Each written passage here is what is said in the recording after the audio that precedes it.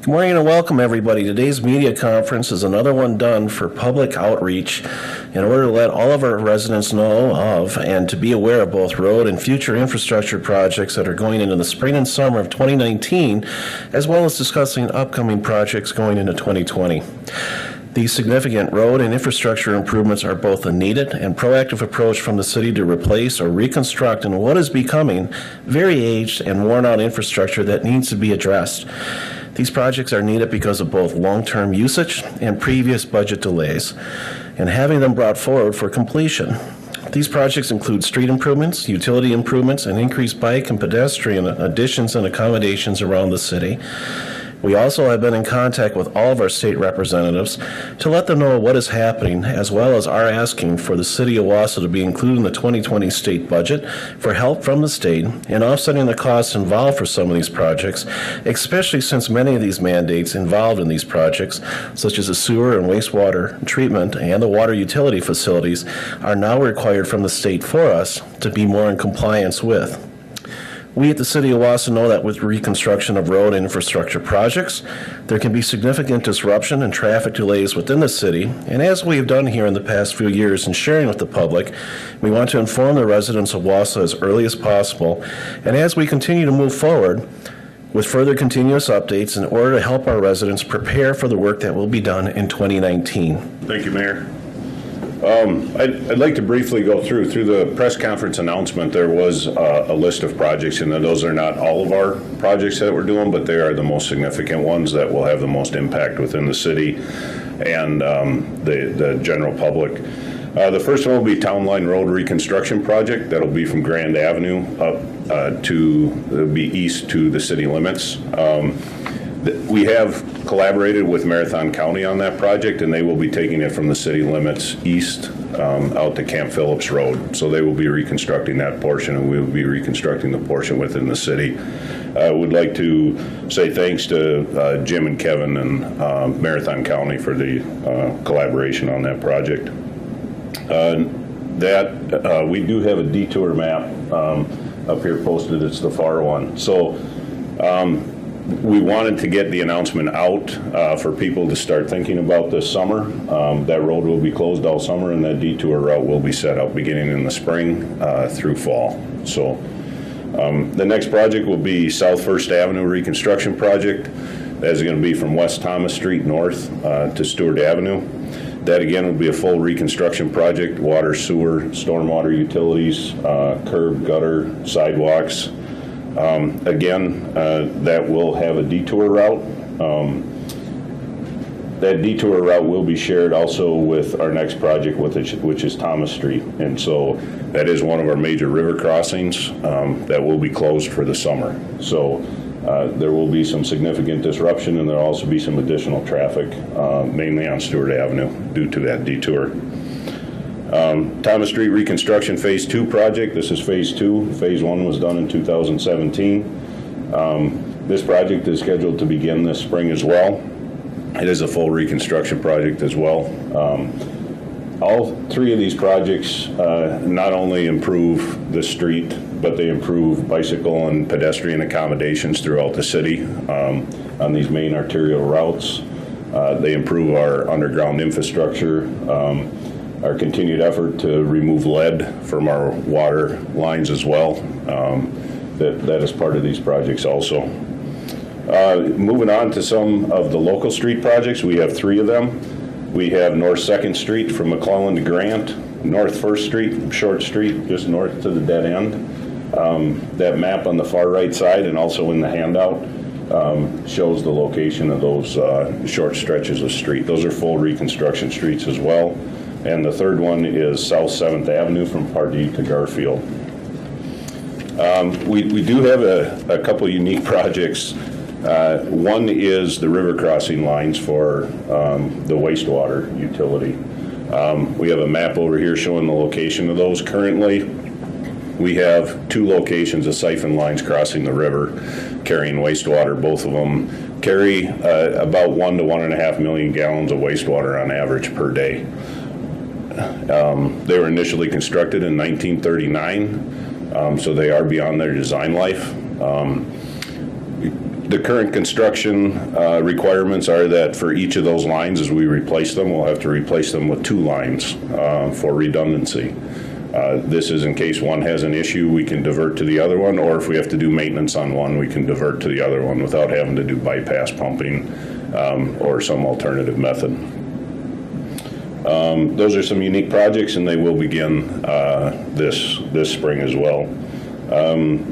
We look at our traditional asphalt overlay and seal coat projects that'll be happening throughout the city. We have those highlighted on the far right map over there, or on your right over there as well. Some of the overlay projects will depend on the budgets and the bids that come in, but right now those streets are highlighted in red on that map and on your handout for what's proposed. We continue to work with the DOT on the Highway 51, 52 relocation, rerouting. We also working with the developer on that as well. Kind of the next step on that project is there will be a public involvement information meeting held mid to late March. Once that gets a date is set and a time for that and a location, it will be published on that project. We will have the riverfront completion and opening this spring too. That's very exciting. That riverfront will be open for the summer. So the last couple projects I'd like to mention are the water and wastewater facilities that have been ongoing for a couple of years now. We've done some facility planning with those projects. We are into design on the wastewater plant, and that's moving forward quite well. The water plant, we're kind of at a decision point right now, holding some public meetings, and where the location of that water plant. Is it going to stay in the same location, or is it better to move it? And so those decisions are coming up as well. And you know, in addition to that last part, I just want to toss something out there in regards to moving the wastewater treatment plant, or water treatment plant, excuse me. Something I want to add for residents to think about. Upgrades to the water treatment plant are required about every 30 to 40 years. These are multi-generational projects, and honestly, it is in the best long-term interest of the city and the users to look at all of the options involved. The current site has challenges moving into the future, specifically minimal space for additional improvements that may be needed in the future date due to more state regulations.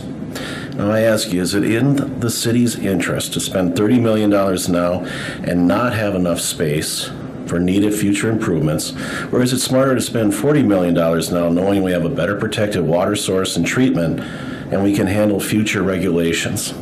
We need to start looking long-term, 50-plus years when it comes to these types of projects, and that is part of that future vision of moving the city of Wausau forward. And at this time, if any of you have any questions for either one of us, fire away. Can we get you a microphone? Oh, I'm sorry. This is just for our public access. Yep, so and I'm sorry, and I can okay. introduce myself as well. My name is Ben Meyer from WJFW. Hi, Ben. Hey there. Can you speak on the timeline as to when an option will be selected on the 2 options for water treatment?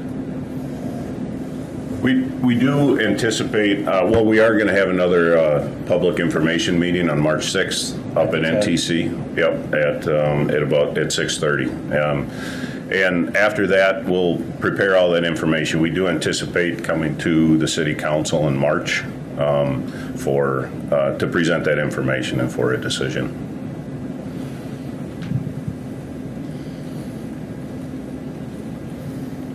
Brian from WSAW. I'm wondering, the winter weather, has that impacted any projects or any timelines as of yet? You know, any of that weather affected anything? Not really. Hopefully winter will be done earlier than last year, but no, at this time it really hasn't impacted too much yet. It's just basically letting folks know in advance. We've done this before the last couple of years to get that message out that, you know, folks, some major improvements and things are coming. The infrastructure, it really needs to be replaced, to get folks prepared for those detours or whatever is needed, because it's going to be an inconvenience. There's no getting around that. But I always like to say, when this stuff is done, it's going to be great. So you got to look at it in that positive sense.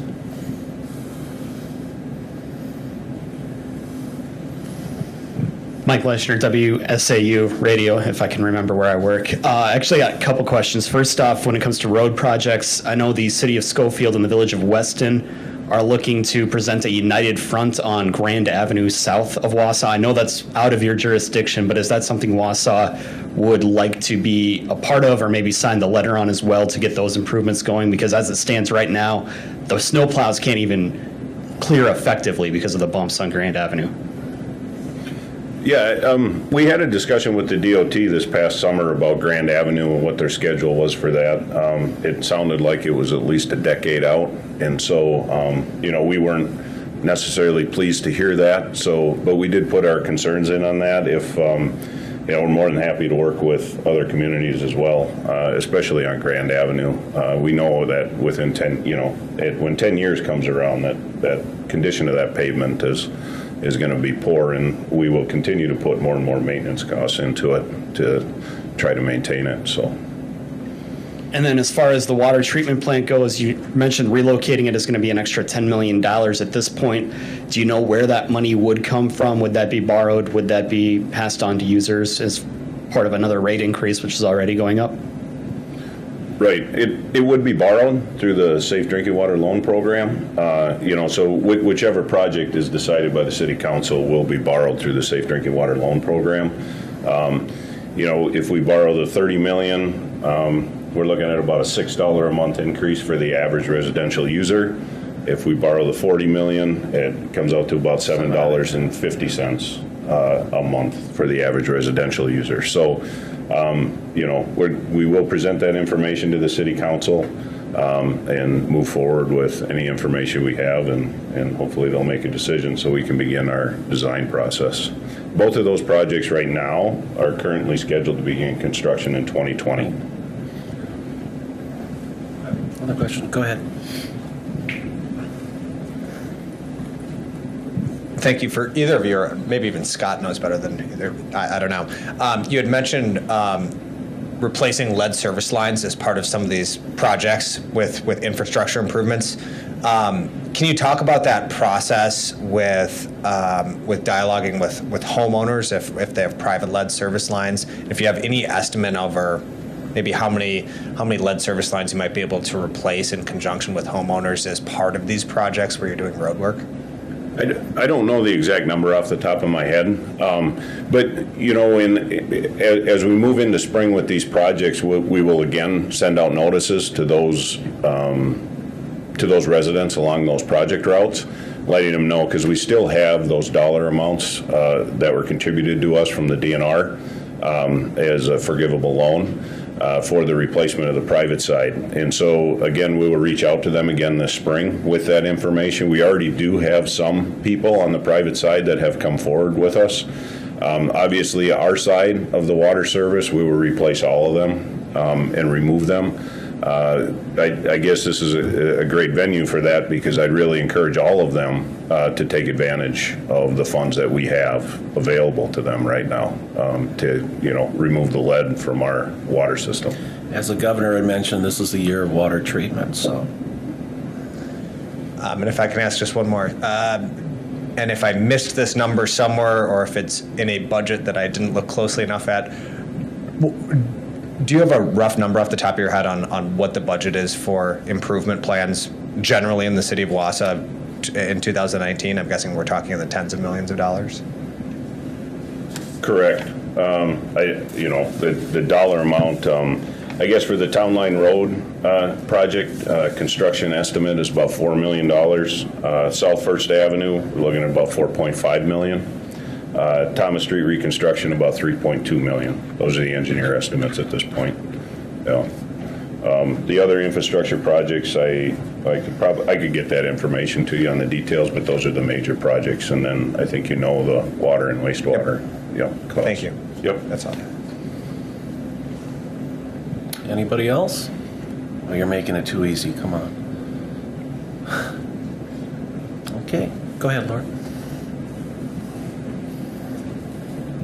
So both the water and the wastewater would be scheduled 2020 projects, not this year? That's correct. Okay. And then all the streets that we discussed today will be this year, though? 2019. Okay. Yes, they will begin this spring. Any other questions?